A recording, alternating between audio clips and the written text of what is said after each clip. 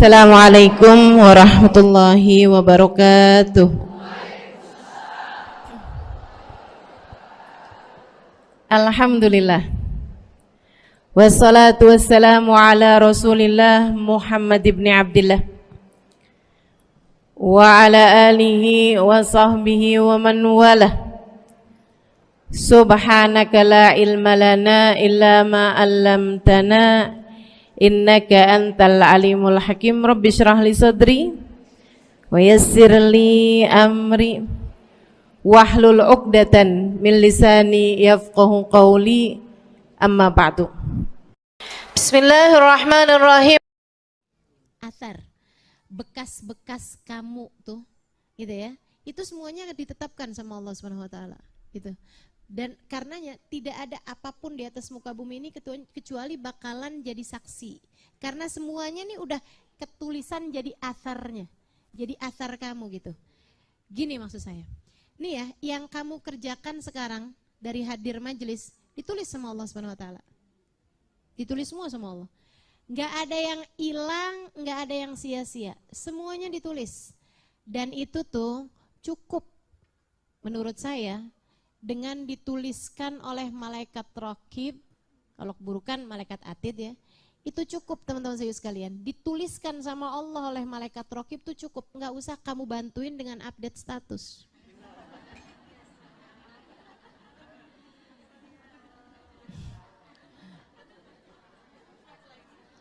Sholat duha kamu udah ditulis sama malaikat raqib atid, dah nggak usah kamu bantuin malaikat raqib dengan saya ringankan dah dengan saya taruh di Instastory. Kali-kali malaikat raqib lupa. 7:00:7:15 duha time. Kelakuan siapa tuh? Kenapa kamu gituin? Meringankan beban malaikat raqib. Gak usah. Udah cukup. Inna nahnu nuhyil mauta wa naktubu ma qaddamu wa atharhum. Athar yang apa? Nih kamu hadir di sini nih. Nih, tanah yang kamu pijak, pintu yang kamu masuk, jalanan yang kamu lewati. Semuanya jadi atharmu untuk nanti datang di hari akhirat menjadi saksi kebaikanmu. Menjadi saksi kebaikanmu. Makanya saya sampai pernah dengar bahwa majelis-majelis ilmu tuh udah kecatat siapa yang duduk di situ. Dari sebelum majelis ilmu itu jadi majelis ilmu. Masih jadi tanah itu udah kecatat teman-teman. Udah tertulis siapa yang nanti yang akan duduk di majelis ilmu ini, siapa yang bakal ngajar, itu udah dicatat tuh. Udah dicatat. Siapa yang ngaji, siapa yang datang awalan. Siapa yang datangnya telat. Iya kan? Emang kenapa Ustaz kalau datangnya telat? Ya nggak apa-apa, mungkin ada alasannya ya kan. Ya kalau ada alasannya ya insya Allah, walaupun telat juga nggak kurang-kurang pahalanya insya Allah. Itu sebabnya teman-teman saya sekalian, nih saya sekedar cerita ya. Cerita sih kalau cerita yang bagus nggak pernah sekedar sebenarnya.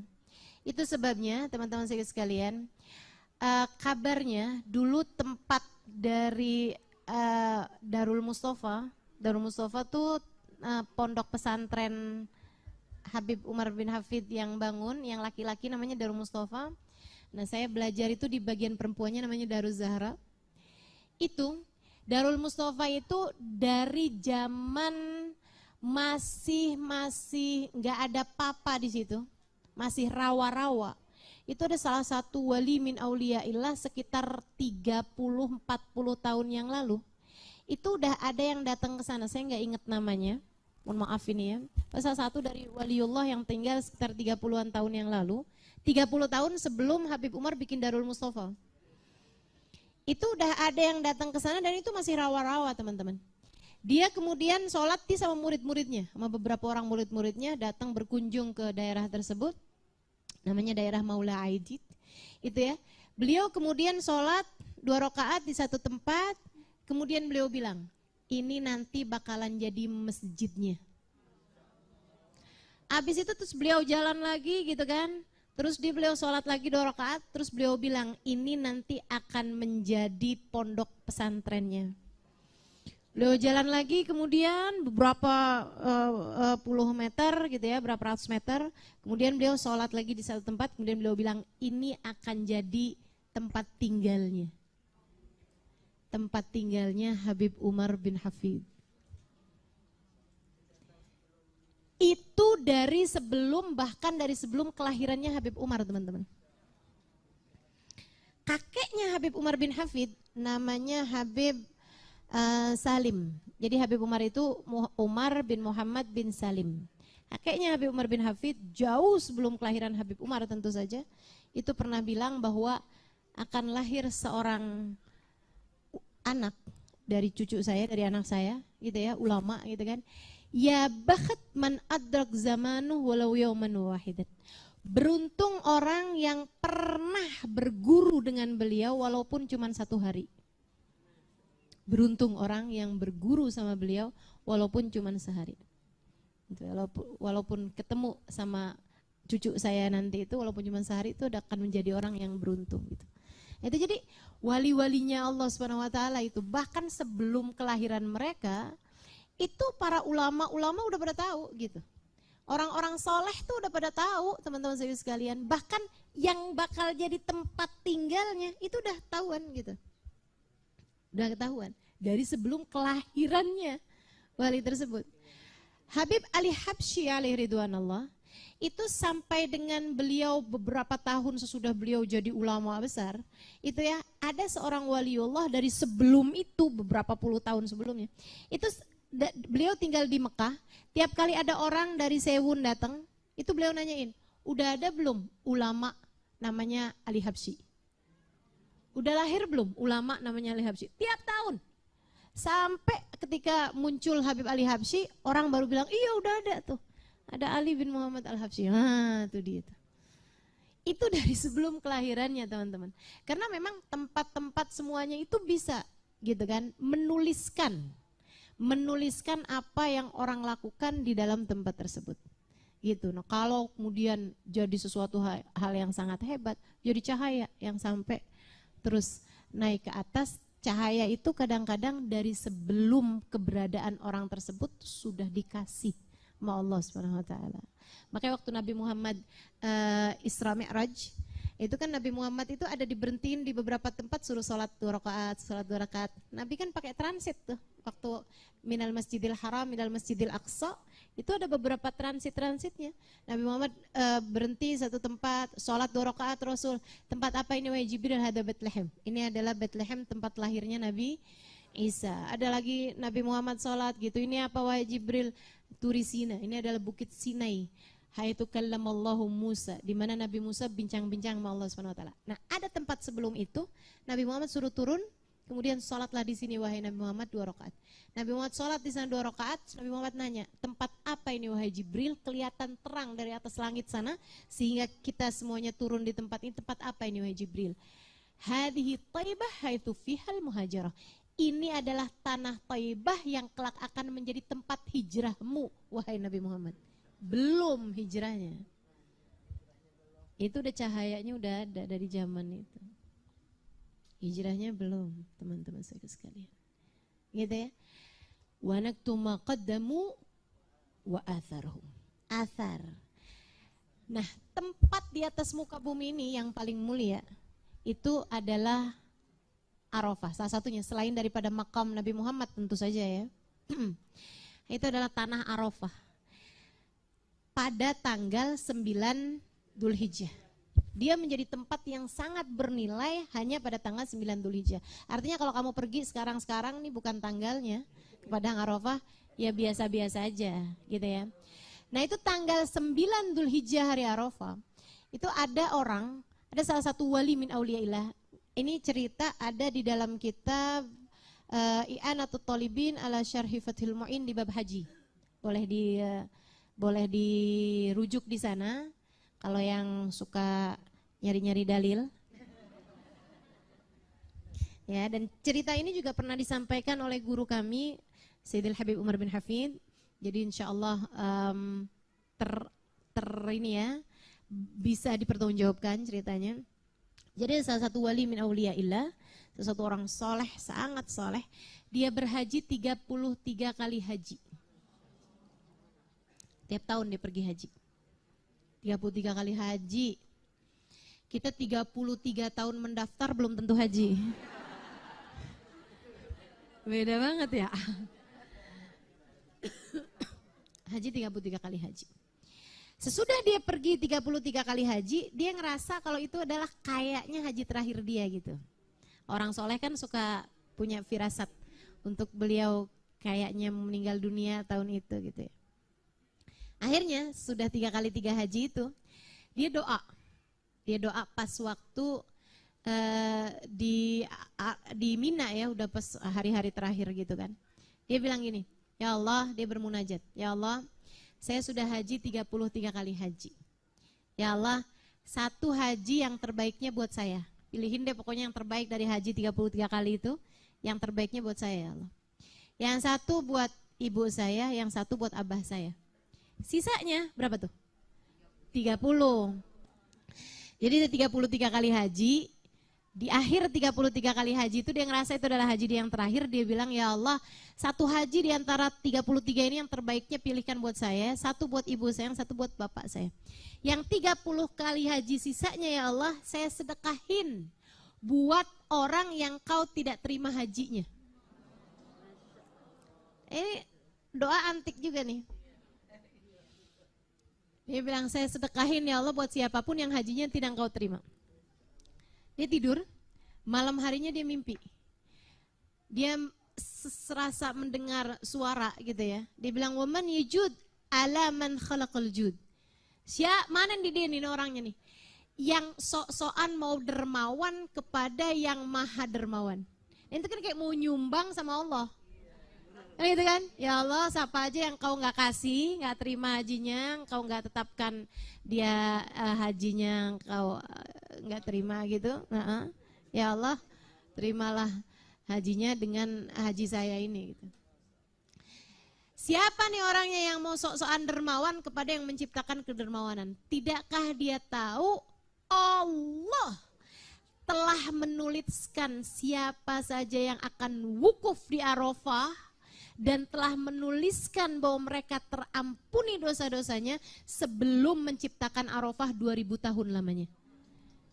Jadi teman-teman, Arafah tuh sebelum diciptakannya Arafah, tanah Arafah 2000 tahun, itu Allah udah tulisin siapa saja yang akan wukuf di Arafah tanggal 9 Dzulhijjah sampai akhir zaman.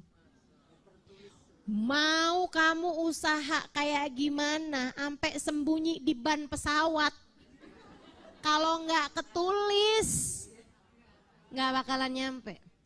Mau kamu udah usaha segala macam bentuknya usaha, mau bayar berapa, mau nyogok kemana, mau datang ke kedutaan, ya. Kalau belum kecatet bakalan nyampe di sana, nggak akan nyampe. Sebaliknya, walaupun kamu nggak usaha apa-apa, kalau udah ketakdiran namamu ditulis tahun sekian ada di padang Arafah, bakalan nyampe juga. Bakalan nyampe teman-teman, bakalan nyampe. Jadi nggak usah khawatir. Semuanya wa naktubu ma qaddamu wa atharahum. Athar tuh ada semuanya gitu. Nih tempat mana yang kamu dudukin hari ini itu semuanya bakalan ketulis. Ada semuanya catatannya itu. Nanti bakalan datang di hari akhirat. Bahkan saya pernah baca dan pernah disampaikan juga oleh Sayyidil Habib Umar bin Hafid, bahwasanya jalan itu kalau dilaluin sama orang soleh, di saat dia tuh lewat sambil zikir, sambil ingat Allah gitu ya, sambil mengingat Allah, sambil ingat sama kasihnya Allah, Nabi Muhammad SAW, jalanannya berbangga sama jalanan yang lain. Ini jalan Tebet Barat Daya, Tebet Barat, apa sih ini, Tebet apa namanya? Tebet Timur, Tebet Barat, iya pokoknya dah Tebet dah gitu ya. dilewatin orang-orang soleh, sambilan lewat sambil yang hari ini kita mau dengerin surat Yasin nih, kelanjutannya nih, yang kemarin kan udah dibahas tuh yang pertama sampai yang 10. Ingat sama Allah, ingat sama firmannya Allah, ingat sama pembahasan, ingat tentang Allah Subhanahu wa taala gitu misalnya gitu ya. Itu jalanan itu tuh kan bangga sama jalan yang lain. Menteng dalam sakalah lo gitu. Begitu ya. Mau jalanan kamu dong, saya dong, hari ini dong dilewatin sama fulana, saya dilewatin sama fulan. Wah, hari ini banyak banget orang ingat sama Allah di jalanan sini. Ngiri-ngiriin sama yang lain-lain dia. Gitu. Kita nggak nyangka kan selama ini, kita kirain kan yang namanya tembok, yang namanya jalanan kayak makhluk hidup, kayak benda mati gitu. Kita nganggapnya yang ya ampun mau maksiat takut diliatin sama tembok. Kan enggak gitu. Selama ini kan enggak gitu ya. Wah ini tanah di bumi ini mau gimana nih gitu. Padahal kan enggak gitu kenyataannya. Enggak gitu kenyataannya. Makanya Allah Subhanahu wa taala ketika cerita nanti ketika datang hari akhirat kan semuanya menceritakan kisahnya gitu kan. Kata Allah, "Zulzilatil ardu zilzalaha wa akhrajatil ardu." Terus tuhaditsu akhbaroha. Hari itu bumi menceritakan kisahnya. Semuanya tuh. Yang dilakukan manusia di atas muka bumi ini semuanya bakal diceritain sama bumi. Fulan bin Fulan waktu itu ngapain di atas saya. Fulan bin Fulan waktu itu ngapain di atas saya. Itu semuanya bakal jadi saksi itu teman-teman. Semuanya akan datang kepada Allah menyaksikan apa yang telah dia rekam selama ini dari atas muka bumi. Jadi jangan kamu kira ketika kamu berbuat dosa di atas sejengkal muka bumi ya, di atas sejengkal bumi ini, bumi itu sebenarnya udah bolak-balik minta sama Allah, ya Allah aku adab aja gimana nih orang. Kita gelincirin aja gimana nih orang. Ya Allah kesel banget nih orang nih, ampun kayak enggak, aduh mabok mulu nih kerjaannya nih. Ini orang zina mulu nih di atas saya nih, ya Allah. Saya ini khosaf gimana tuh? Khosaf tuh gitu. Tiba-tiba keisep dalam bumi itu. Ya, disedot sama bumi itu. Kayak kejadiannya Korun. Kayak Korun tuh, gitu kan, diisep bumi teman-teman. Itu bumi tuh bolak-balik tuh. Saking aja sama Allah dibilangin, kata Allah, tungguin siapa tahu ntar dia taubat. Tungguin siapa tahu ntar dia taubat. Makanya kalau kamu taubat, kalau kamu lagi benar, itu segala tanah-tanah pada seneng tuh, pada girang. Jangan kamu kira tuh tembok-tembok sama cecek-cecek. Ya ampun, dia baik juga nih ya Allah gitu ya. Tahajud katanya si tembok. Iya tuh girang banget nih ngeliatnya, kata tanahnya gitu ya. Atap semuanya tuh pada jadi saksi. Masya Allah akhirnya nih orang gitu, pada seneng. Teman-teman sekalian yang saya muliakan, dan mereka tuh kalau orang itu tuh meninggal dunia pada sedih, pada nangis. Buminya nangis, ya kita nggak lihat lagi deh dia dah. Tempat kamu sholat, ya ampun, abis ini kesepian dah saya. Qul amantu billah, thumma istaqim. Kata Nabi Muhammad sallallahu alaihi wasallam kepada seorang pemuda yang meminta nasihat. Ya Rasulullah, ausini. Wahai Rasul, tolong nasihati aku. Kita kalau ketemu orang mulia, jangan minta duit, Bu.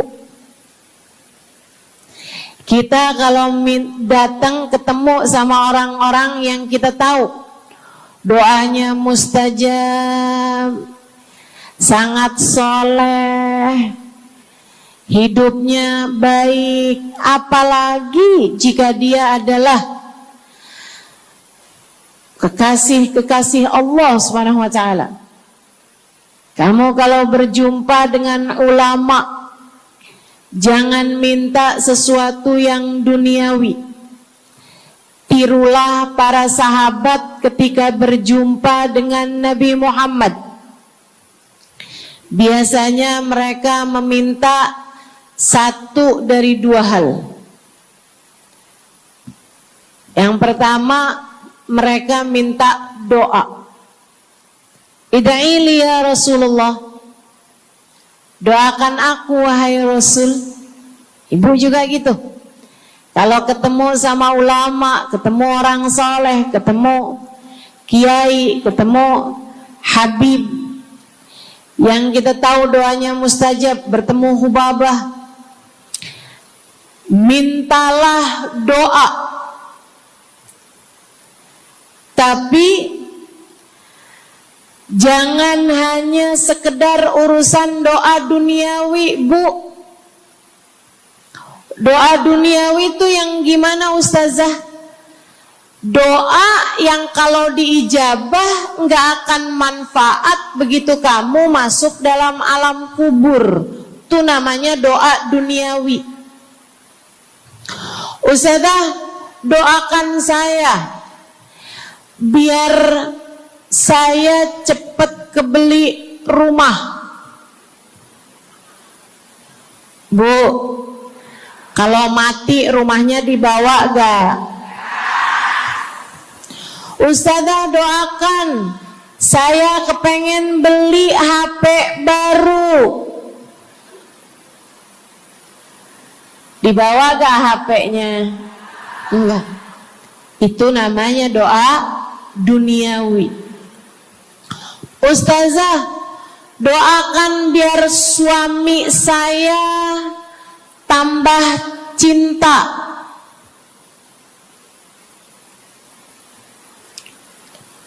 Kalau mati suaminya dibawa gak, Bu? Walaupun kamu mau, dia gak bakalan mau, Bu.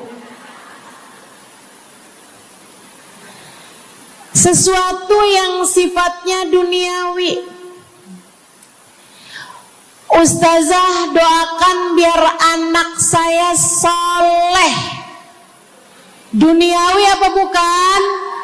Bukan. Sebab kesolehan anak akan jadi tambahan bekal bagimu ketika kamu masuk dalam alam kubur. Jadi nggak boleh nih Ustazah doa urusan duniawi atau minta didoakan urusan-urusan duniawi.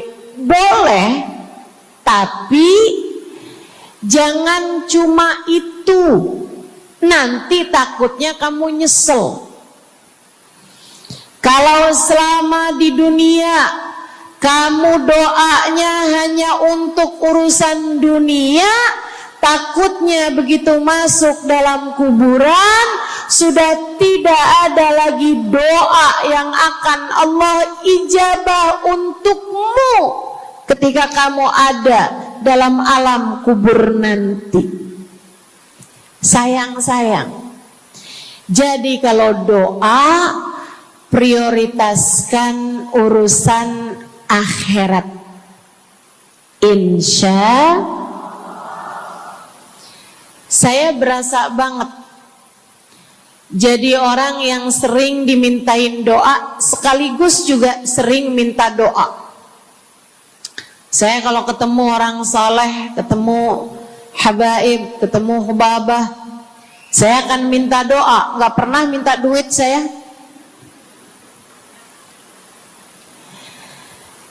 Ida'ili ya hubabah, ida'ili ya habib.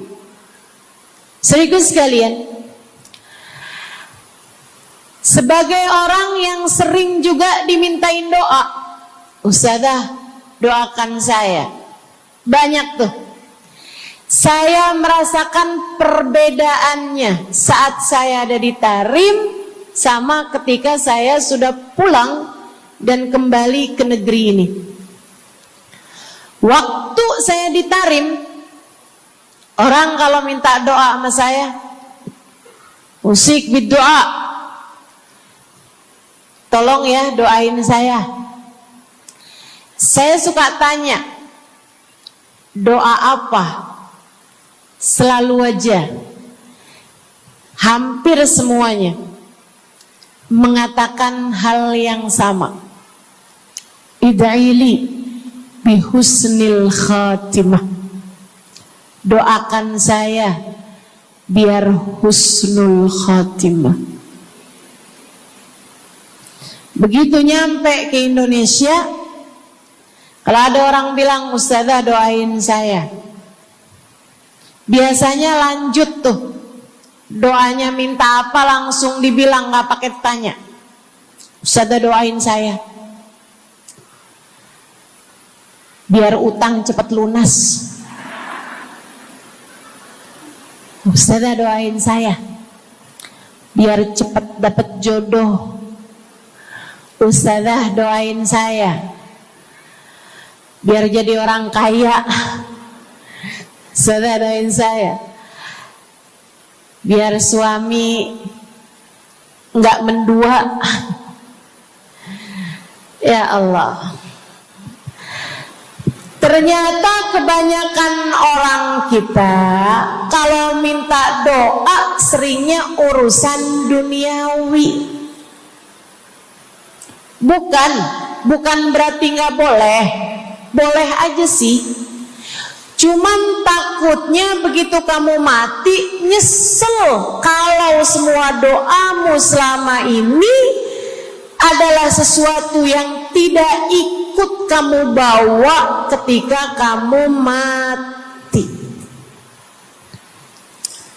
Kalau kita lihat para sahabat ketika mereka berjumpa dengan Nabi Muhammad, selalu saja banyak di antara mereka yang minta doa.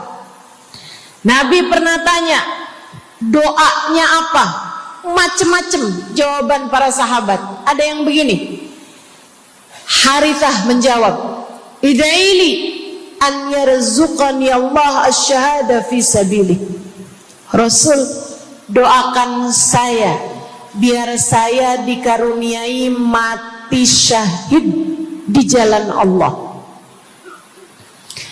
Ada lagi yang lain doanya, ya Rasulullah, id'ili an yarzuqani Allah murafaqatan bika ya Rasulullah.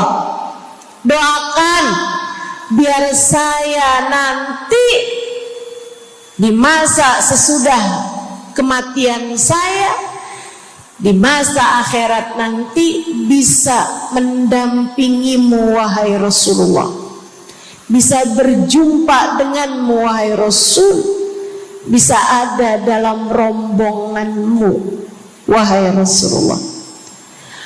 Doa-doa yang sangat ukhrawi, doa-doa yang sangat akhirat, karena mereka sudah faham tujuan hidup sesungguhnya adalah mencari ridha Allah Subhanahu wa ta'ala. Tujuan hidup sesungguhnya adalah bergerak menuju surga Allah Subhanahu wa ta'ala. Tujuan hidup sesungguhnya adalah berpulang kepada Allah dalam keadaan Allah ridha kepada kita.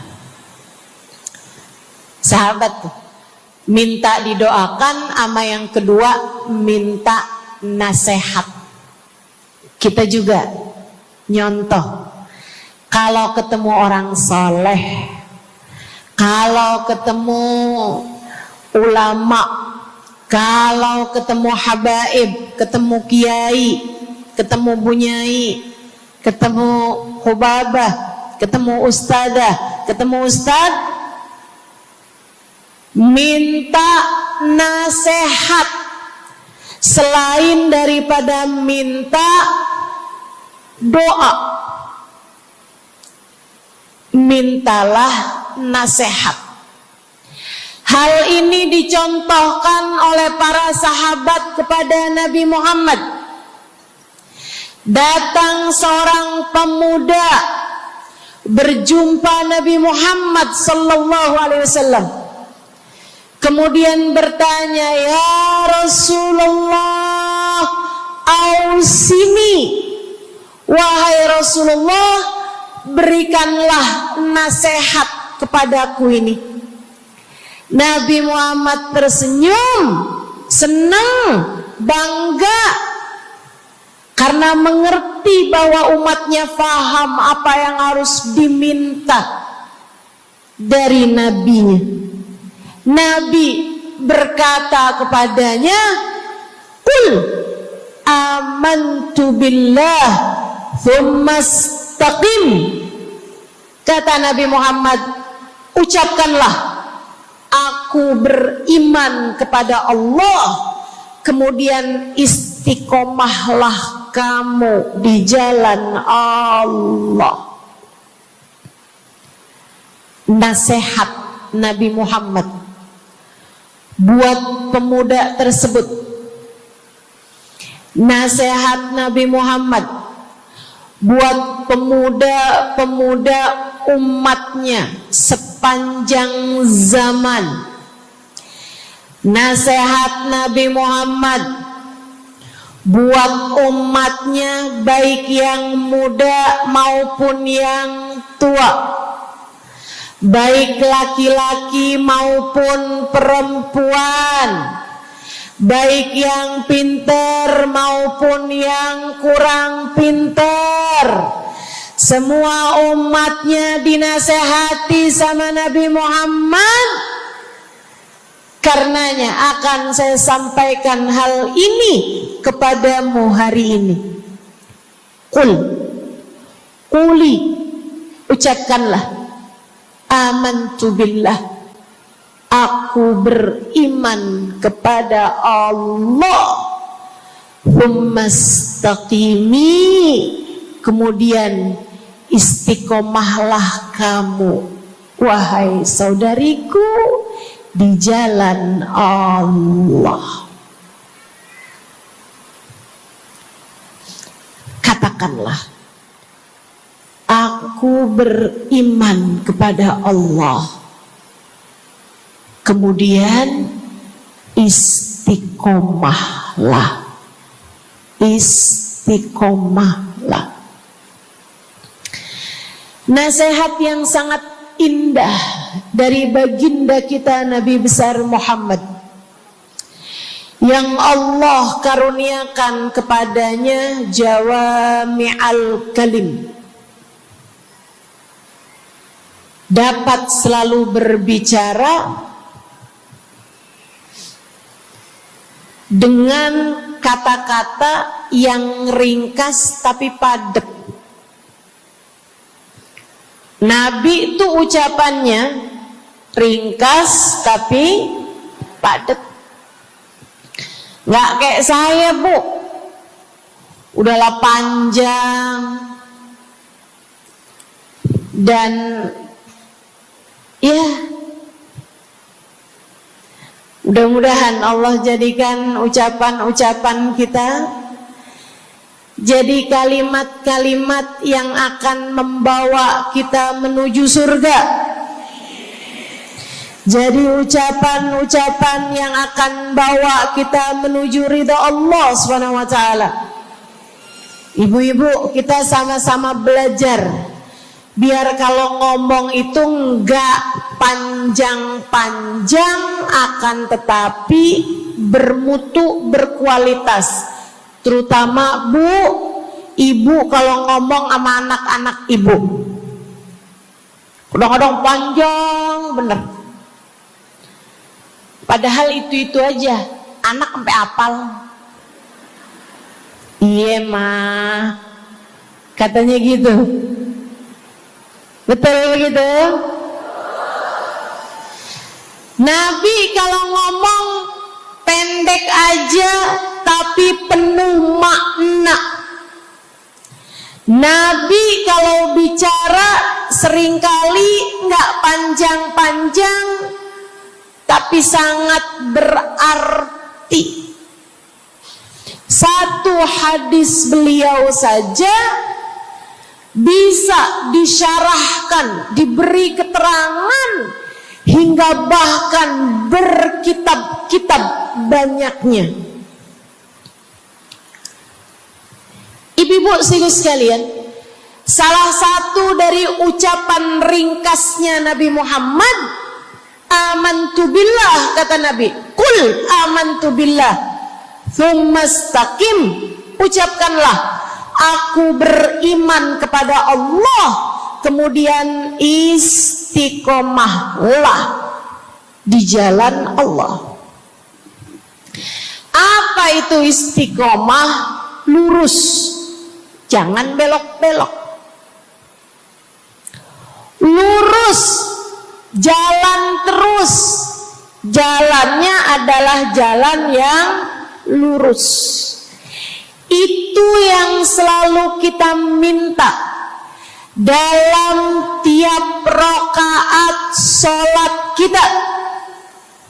Kita berdoa kepada Allah, ihdinas siratal, ya Allah, tempuhkanlah untuk hidup kami ini jalan-Mu yang lurus. Sama kayak kamu lagi bilang, ya Allah, karuniakanlah dalam kehidupan kami keistiqomahan di jalan-Mu ya Allah. Kamu selalu minta istiqomah 17 kali sekurangnya tiap hari. Betapa sangat pentingnya istiqomah ini, saudaraku sekalian.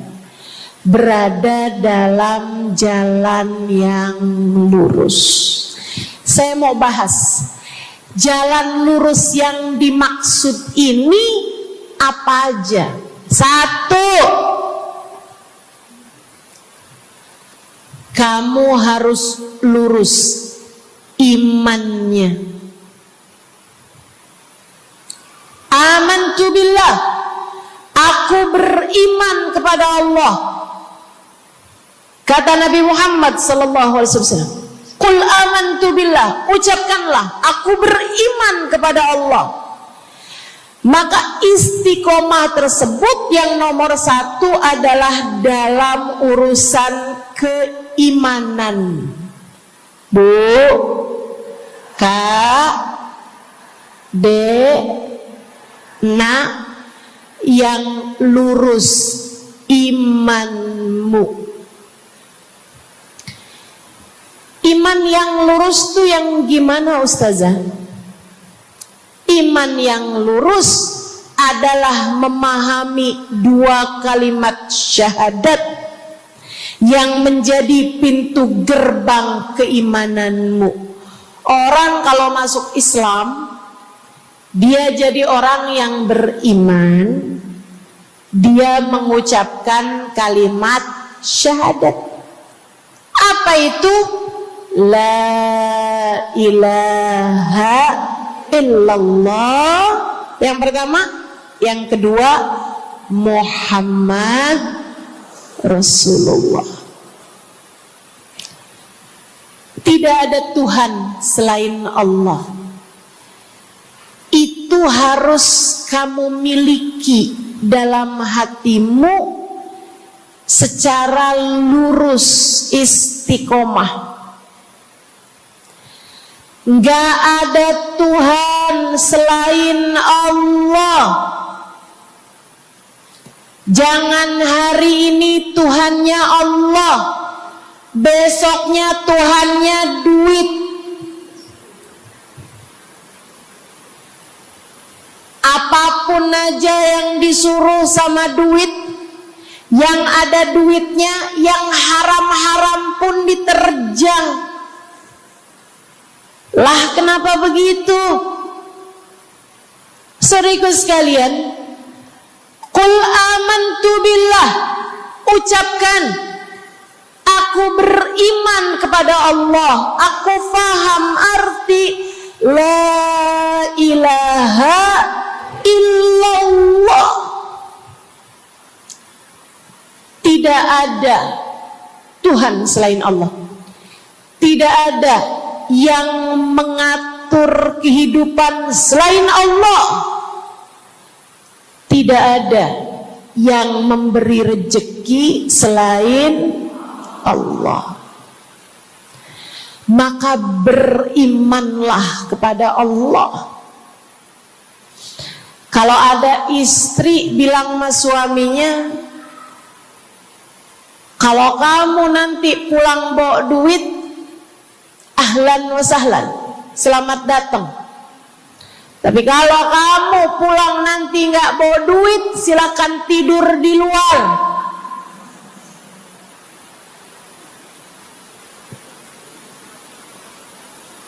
Kamu sepertinya kurang beriman.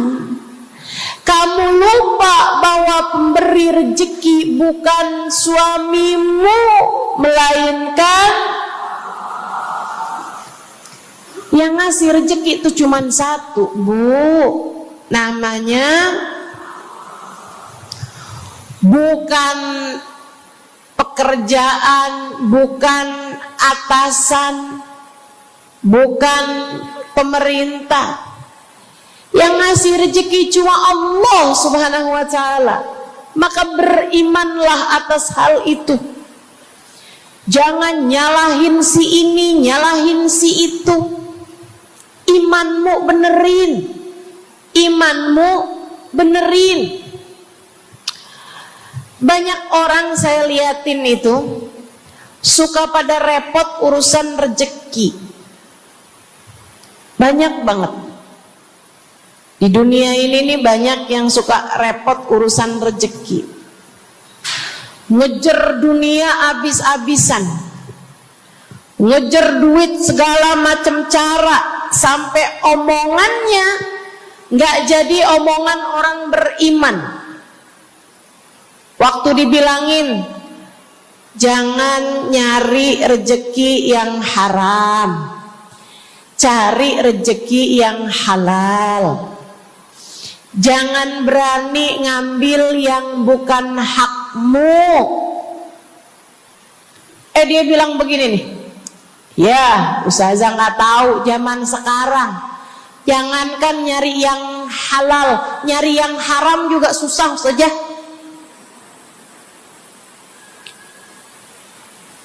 Itu omongan orang nggak beriman.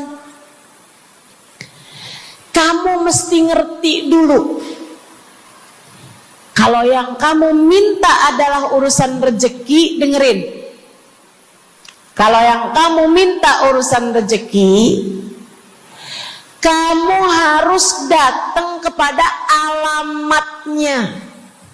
Yang sering kali membuat kamu setengah mati urusan rezekimu, sampai mau-maunya menghinakan diri, minta-minta sama orang, berharap dari orang.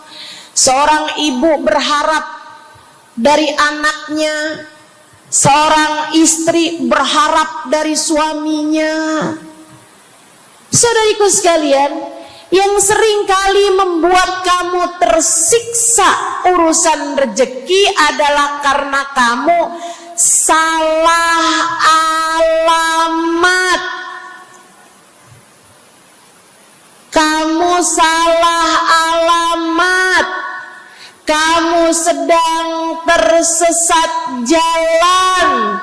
Kamu sedang salah arah. Makanya jadinya kemana-mana kamu nggak nemu. Orang alamatnya aja salah. Ini kalau kamu mau ke Kubah Mas, tapi kamu perginya ke Taman Mini, nyampe apa nggak nyampe? Dapat apa nggak majelisnya? Nggak dapat. Kenapa? Salah alamat. Yang dicari Kubah Mas, kamu perginya ke Keong Mas. Nggak nyampe, nggak dapat. Saya kasih tahu padamu, alamat rezekimu ada pada Allah.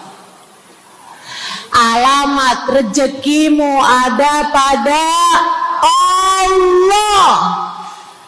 Alamat rezekimu ada pada Allah. Allah, maka berimanlah kepadanya.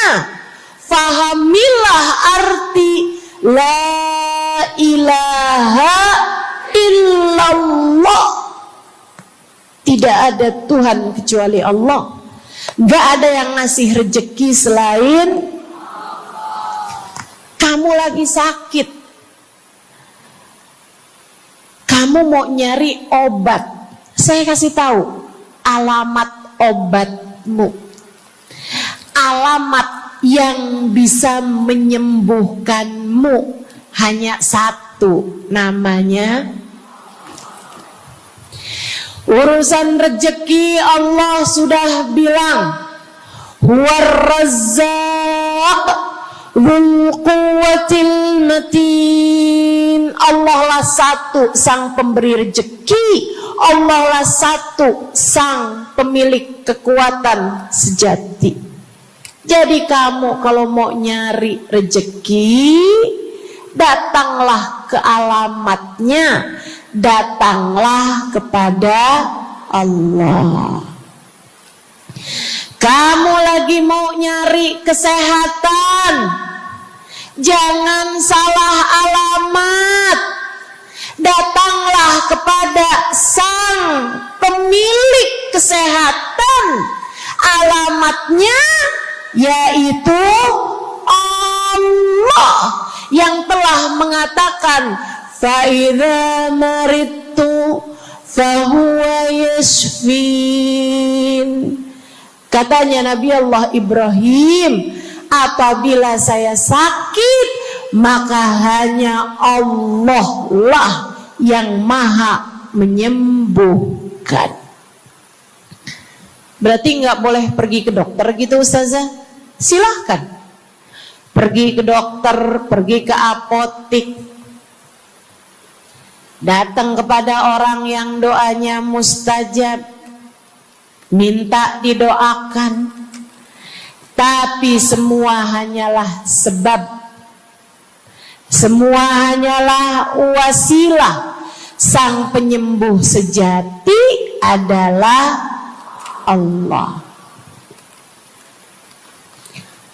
Saudariku sekalian yang saya muliakan,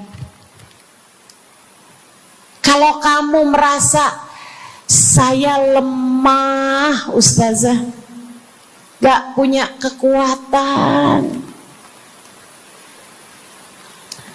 kalau kamu merasa saya bodoh Ustazah, saya tidak mengerti di mana alamat ilmu, di mana alamat pengetahuan.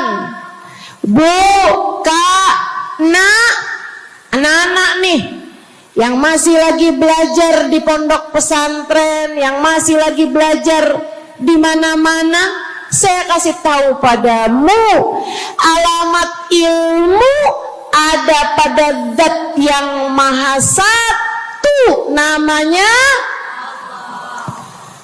Allamal insana malam ya'lam.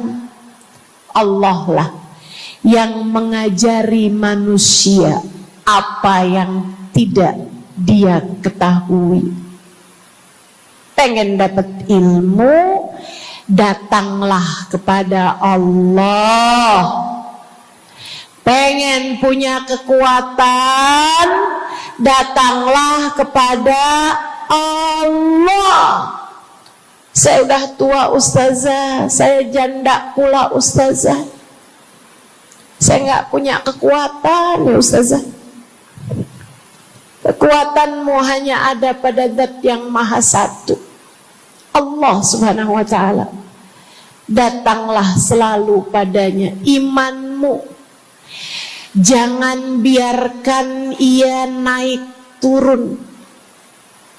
Imanmu biarkan ia kokoh di dalam hatimu. Jangan percaya kalau ada yang bilang kekuatan ada pada uang. Jangan percaya. Percaya hanya satu aja, kekuatan ada pada Allah. Jangan percaya orang bilang kekuatan ada pada kecantikan. Kalau kamu cantik, kamu kuat, suamimu gak akan kemana-mana.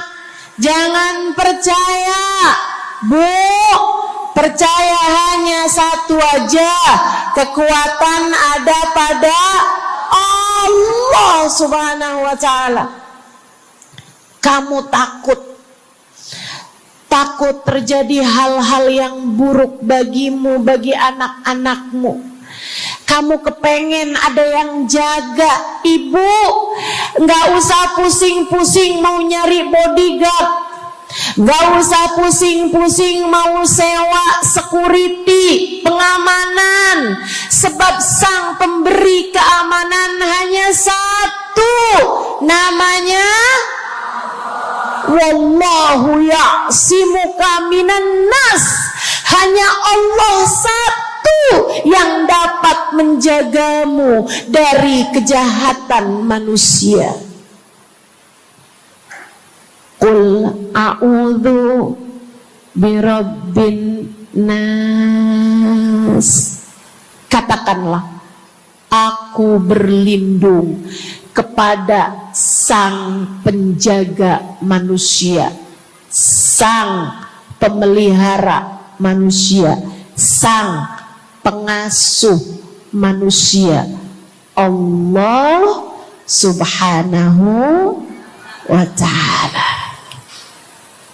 Berimanlah padanya, istiqomahlah, Bu. Gak ada yang bisa bikin orang meninggal selain Allah. Gak ada.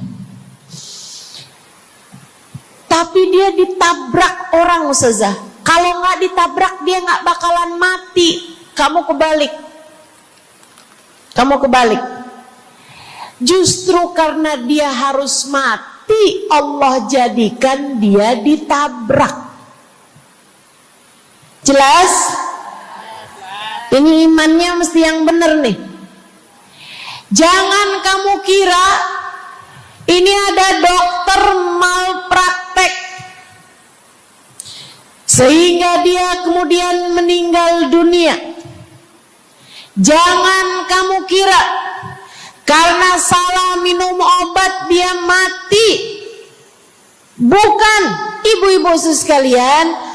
Justru karena dia harus mati, karenanya kemudian ketemu sama dokter yang malpraktek lah, ketemu sama obat yang salah lah. Itu hanya sebab kematiannya itu sendiri. Allah udah bilang, idza jaa ajaluhum la yastakhiruna sa'atan wa la yastaqdimun. Apabila datang ajal seseorang, gak ada siapapun yang bisa memajukan barang semenit pun, gak ada yang bisa memundurkan meski sesaat sekalipun. Gak ada. Emang udah kepastiannya.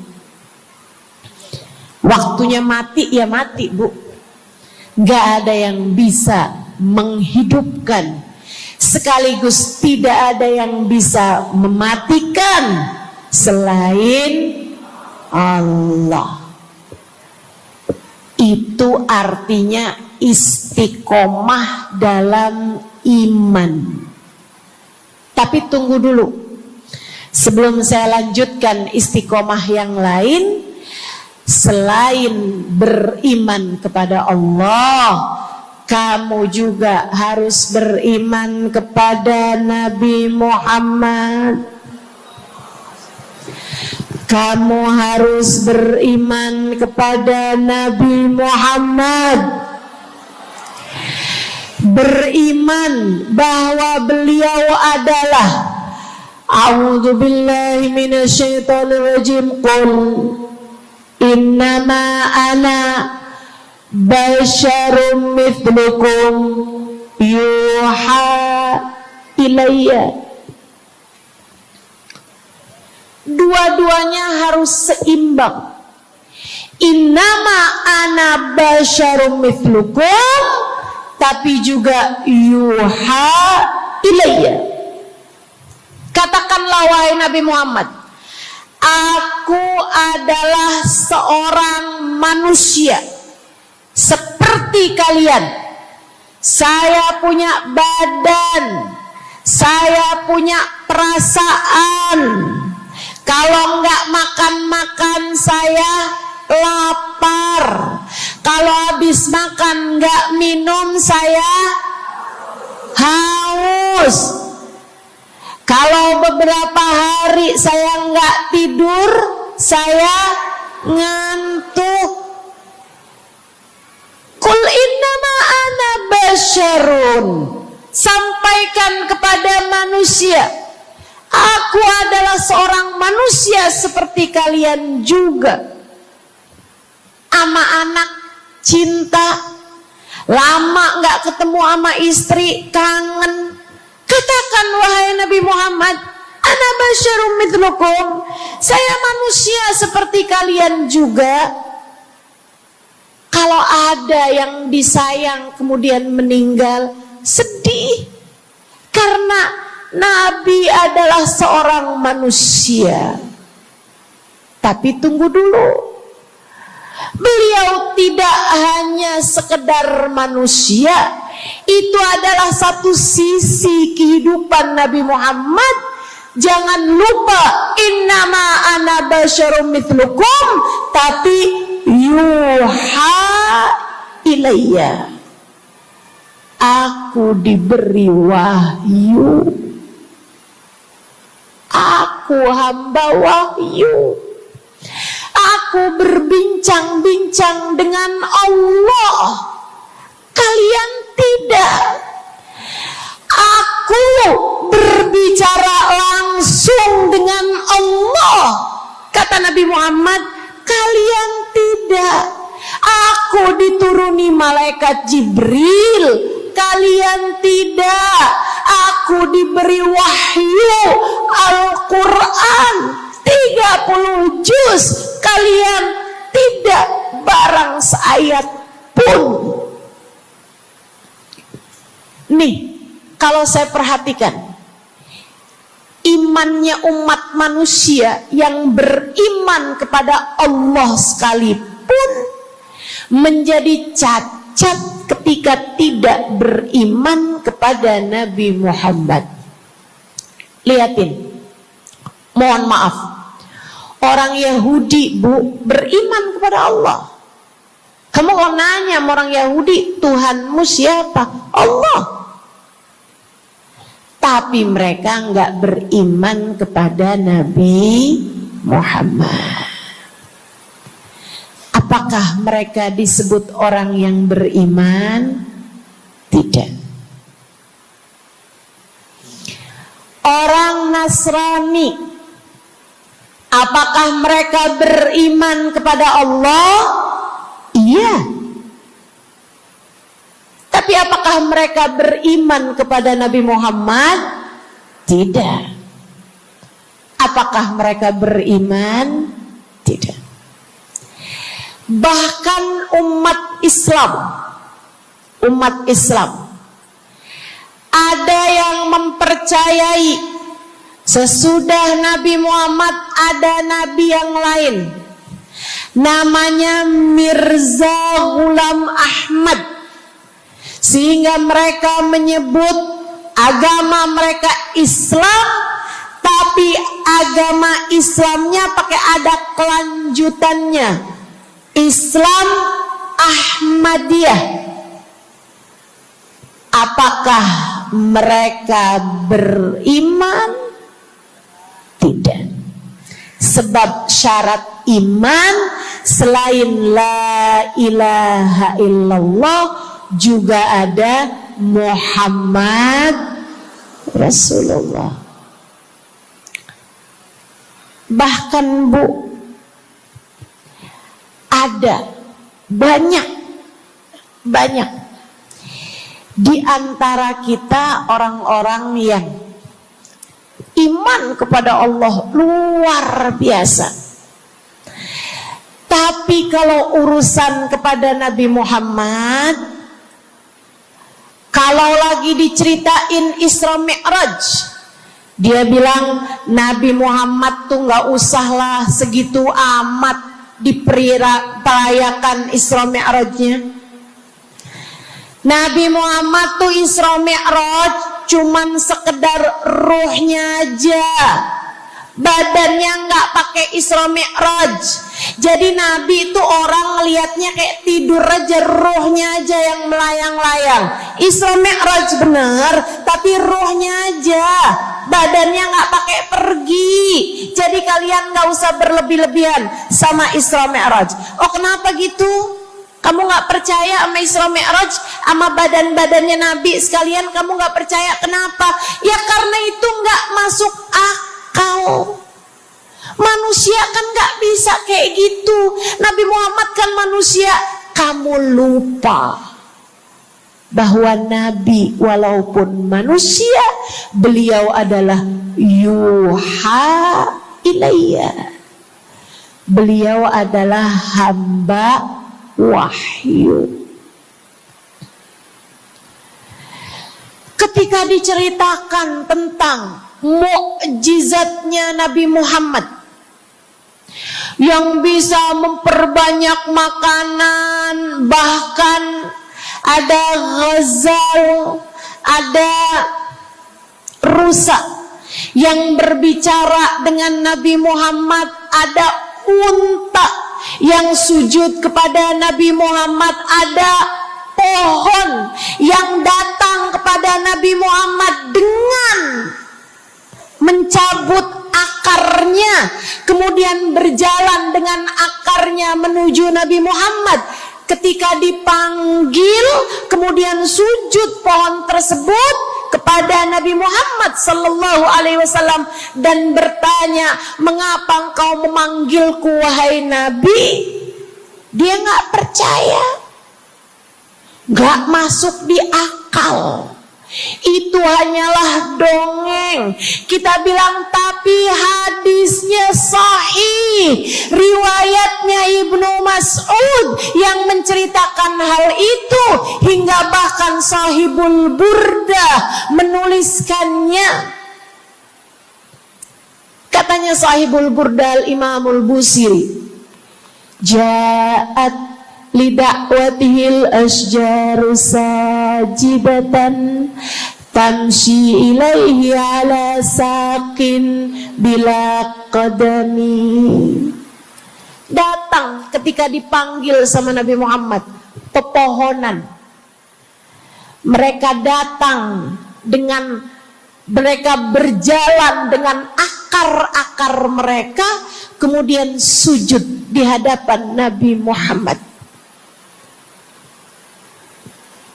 Ini tentang iman. Mereka nggak percaya.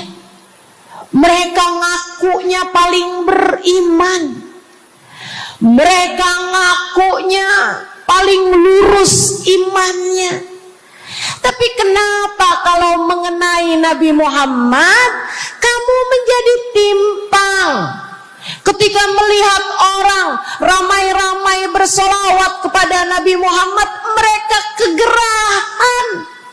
Ketika melihat orang-orang ramai datang ke majelis-majelis maulid, merayakan, bergembira atas lahirnya Nabi Muhammad, mereka kegerahan sampai mereka bikin GAM. Apaan tuh? Gerakan anti maulid. Oh, ada lagi mereka menyebut diri mereka GAS. Apaan tuh? Saya tanya. Gerakan anti solawat lah. Kenapa kamu kegerahan sama Nabi Muhammad? Hah?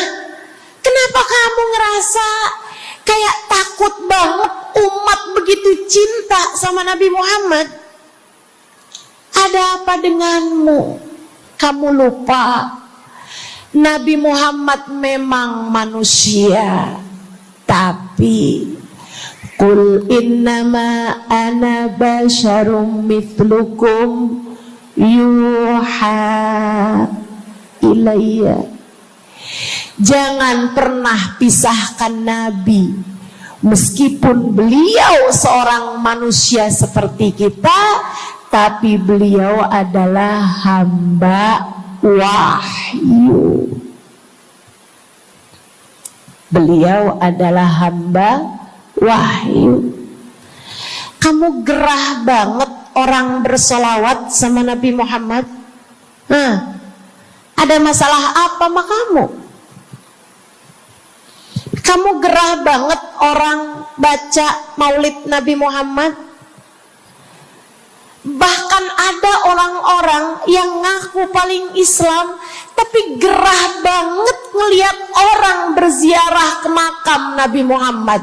Ada masalah apa sama kamu? Yang bermasalah bukan kami umat Nabi Muhammad. Yang bermasalah adalah imanmu.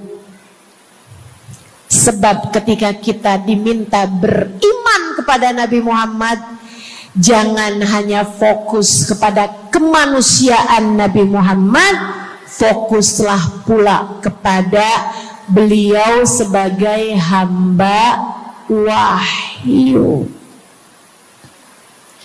Saudaraku sekalian yang saya muliakan, istiqomah dalam iman. Beriman kepada Allah, beriman kepada Rasulullah. Cinta kepada Allah, cinta kepada Rasulullah. Cinta kepada Rasulullah, cinta kepada keluarga Rasulullah, cinta kepada sahabat Rasulullah, dan istiqomahlah dalam cinta tersebut. Jadi istiqomah menuju ridha Allah yang pertama adalah istiqomah dalam iman. Yang kedua, istiqomah dalam taat. Bu, Kak, istiqomah dalam taat. Kamu disuruh salat,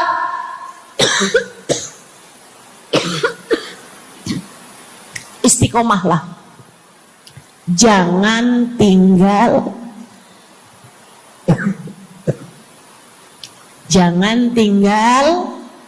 sholat.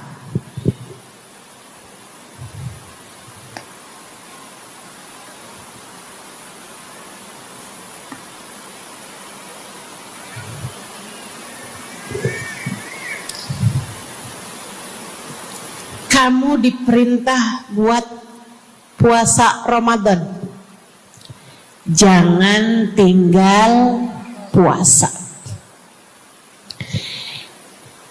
Yang kemarin puasanya bolong karena menstruasi, karena haid, karena nifas misalnya, kamu wajib untuk bayar hutang puasa di hari-hari yang seperti ini. Jangan sampai hutang kamu nggak dibayar. Kadang-kadang sampai Syakban belum lunas juga. Pas ditanya, kamu kok nggak bayar-bayar utangnya tuh? Habisnya nggak ada yang nagih. Kamu minta siapa yang nagih? Israel. Jangan sampai datang malaikat Israel mencabut nyawamu, sementara kamu masih punya hutang puasa yang belum kamu lunasi. Kamu diperintah Allah buat taat. Istiqomahlah dalam jalan taat anakmu jangan tinggal perintah Allah. Dek, kalau kamu dilamar sama laki-laki yang gak sholat, jangan mau. Tapi dia baik, Ustazah. Baik menurut siapa? Dek, orang ninggal sholat artinya dia ninggal Allah. Saya bilangin, kalau Allah aja dia tinggal, apalagi kamu. Dia bilang dia gak bakal ninggalin saya, Ustazah, karena katanya dia gak sanggup hidup tanpa saya. Dek, jangan percaya. Jangan percaya. Allah aja dia tinggalin loh, apalagi kamu. Apalagi kamu. Orang yang, kata para ulama nih Bu, orang yang peringatan Allah tidak bermanfaat padanya, dia tidak akan bermanfaat dengan peringatan siapapun. Kalau lagi cinta sih dia bisa ngomong apa aja. Tapi percayalah, yang bisa ninggal Allah, dia bisa ninggal siapapun. Istiqomahlah di jalan Allah. Istiqomah di jalan Allah. Jangan berani ninggal Allah. Jangan berani ninggal salat. Jangan berani ninggal ibadah. Kenapa gitu Ustazah? Karena yang pegang nasib kamu Allah. Ini nasihat abah saya yang akan saya pegang sampai kapanpun. Abah saya pernah pulang-pulang dari kerjanya, dia cerita, abah tadi ketemu sama orang yang dulu abah pengen jadi kayak dia.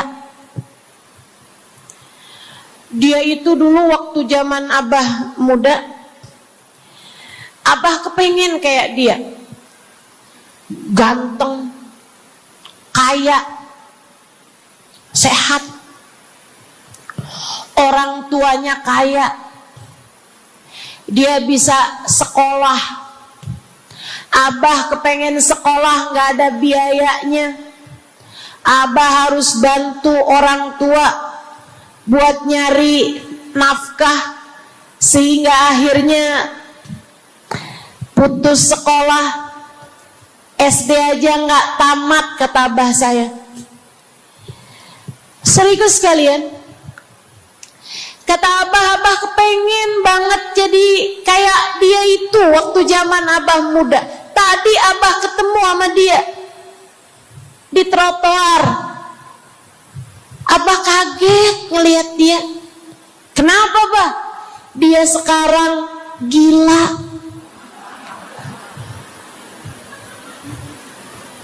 Jadi orang gila di trotoar. Abah pas liatin mukanya kayak kenal nih.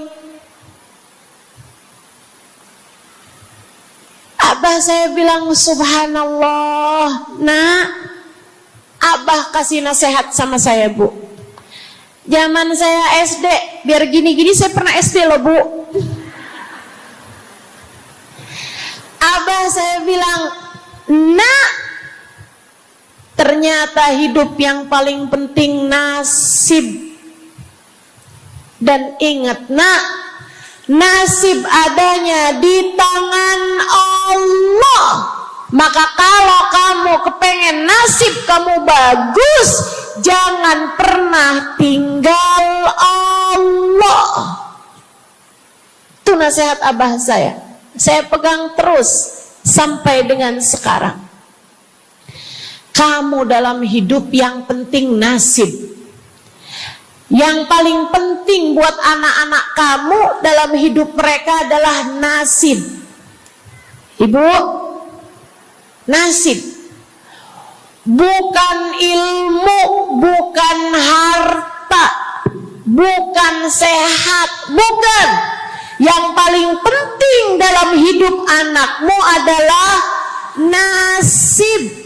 Bukan cakep. Kamu nak dalam hidup harus cakep nak. Nanti nak, kalau zaman-zaman akhir nanti ada cara buat mempercantik diri. Pakai nak, operasi plastik, ayo nak. Filler lah, tarik benang lah, semua kerjain nak. Yang penting dalam hidup cantik. Kamu jangan sampai kayak mamah kamu ini nak.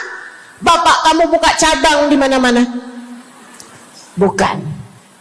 Yang paling penting bagi anakmu di hidup mereka di dunia sebelum kelak di akhirat nanti adalah nasib. Saya kasih tahu, yang paling penting adalah nasib. Dan nasib itu adanya dalam genggaman Allah. Maka kalau kamu kepengen nasibmu bagus, kalau kamu kepengen nasib anakmu bagus, jangan tinggal Allah. Urusanmu dengan Allah yang bagus. Perintah-perintah Allah jangan ditinggal. Larangan-larangan Allah jangan diterjang. Jelas? Yang di belakang jelas? Saya ingat Bu, saya punya guru namanya Hubabah Bahiyah. Saya kalau jumpa sama beliau, saya selalu minta doa. Saya ceritakan tuh di buku Bidadari Bumi yang pertama. Beliau sangat enggan mendoakan orang lain. Kalau dimintain buat doa tuh beliau jarang-jarang mau doain. Beliau selalu bilang, doa aja sendiri, kata beliau begitu. Bukan karena beliau pelit, doa yang gratis pun gak mau gitu, bukan. Melainkan karena beliau sangat tawadhu, merasa bahwa doamu bisa jadi lebih mustajab daripada doaku.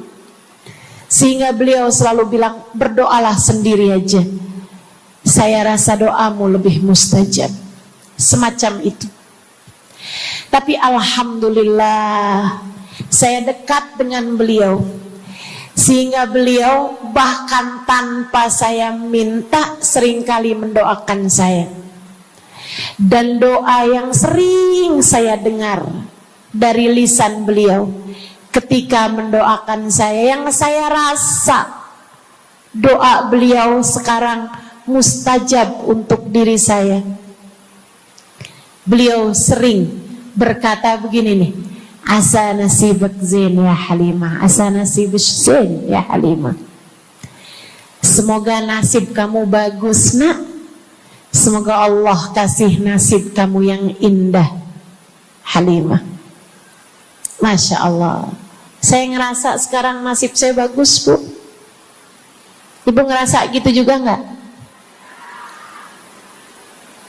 Menurut ibu, saya orang yang nasibnya bagus apa nasibnya sial? Bagus nasib saya, alhamdulillah. Gimana nggak bagus? Hari ini saya bisa berjumpa denganmu, bisa kumpul-kumpul dalam rangka baca maulid, dalam rangka sholawatan bareng, dalam rangka menyampaikan ilmu. Kurang bagus apa nasib saya? Kesibukan saya mirip sama kesibukannya para ulama-ulama. kesibukan saya mirip sama kesibukannya hamba-hamba tercinta di sisi Allah Subhanahu wa ta'ala. Gimana nggak bagus nasib saya? Maka ibu-ibu saudaraku sekalian, bisa jadi nih saya dikasih nasib bagus karena berkat doanya Hubabah Bahiyah juga buat saya. Maka ibu-ibu saudaraku sekalian, yang paling penting dalam hidup adalah nasib. Kalau kamu kepengen nasib kamu bagus, jangan tinggal Allah. Tetaplah istiqomah dalam jalan Allah. Jadi hamba Allah yang taat. Sholat jangan tinggal, zakat jangan tinggal, sedekah jangan tinggal, Quran jangan tinggal, sholawat jangan tinggal, zikir jangan tinggal, puasa jangan tinggal. Selebihnya istiqomah dalam jalan Allah adalah istiqomah meninggalkan dosa. Istiqomah dalam jalan Allah yang nomor 3 adalah istiqomah menghindari dosa. Dan kalau udah terlanjur dikerjakan dosanya, taubatin.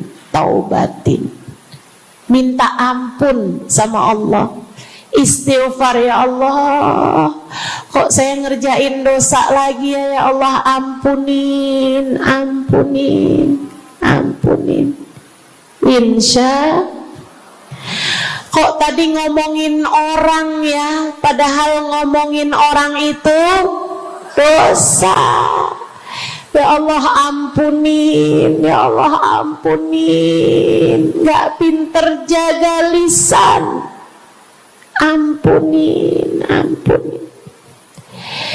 Tinggalkan dosa, istiqomah dalam jalan taat, istiqomah dalam ninggal dosa.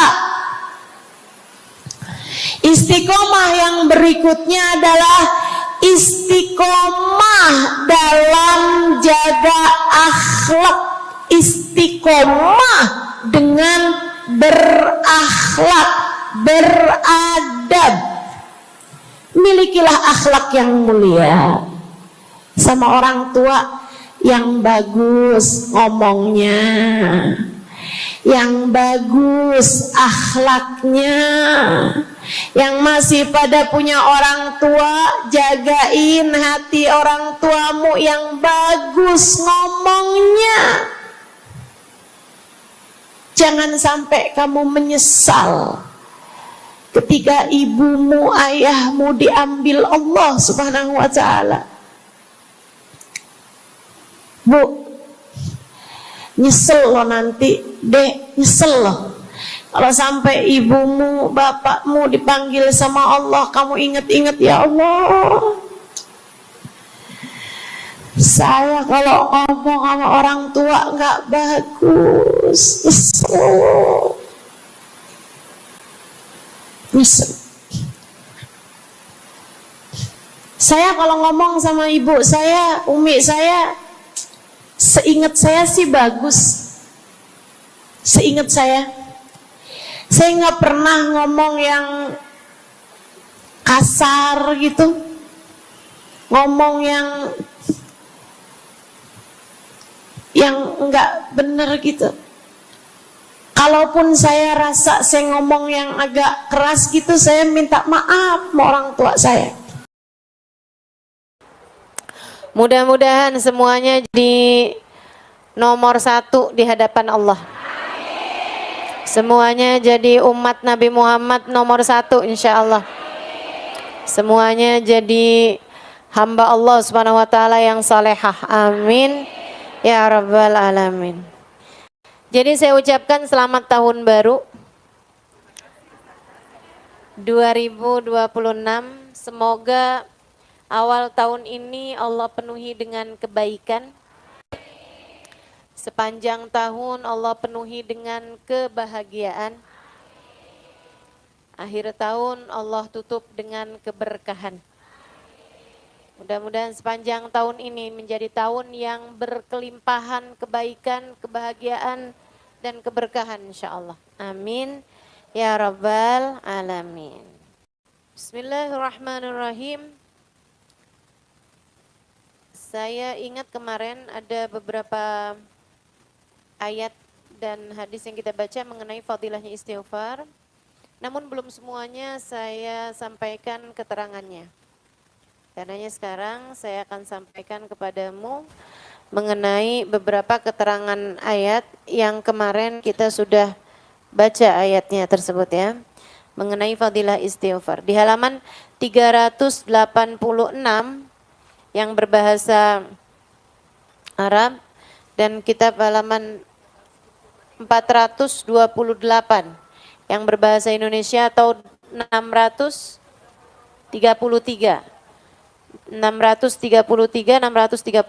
untuk yang cetakan yang terbaru. Berkata Imamul Haddad radhiyallahu taala anhu ardah wa nafa'ana bi'ulumihi fid dharain amin. Bismillahirrahmanirrahim.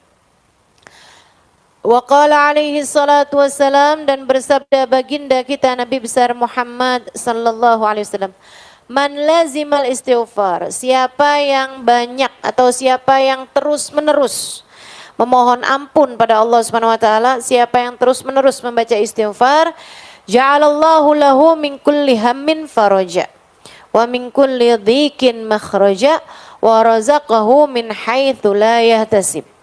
Siapa yang banyak istighfarnya, siapa yang menetapi istighfar, terus-terusan memohon ampun pada Allah Subhanahu wa taala, Allah akan jadikan setiap kesulitannya ada kemudahan dan setiap kesempitannya ada kelapangan, dan Allah akan beri dia rizki dari arah yang tidak dia sangka-sangka. Wa qala alaihi salatu wassalam, dan Nabi Muhammad sallallahu alaihi wasallam juga mengatakan, tuba liman wajada fi sahifatihi istighfaran katsira. Beruntung orang yang mendapati di dalam buku catatan amal perbuatannya ada banyak istighfar.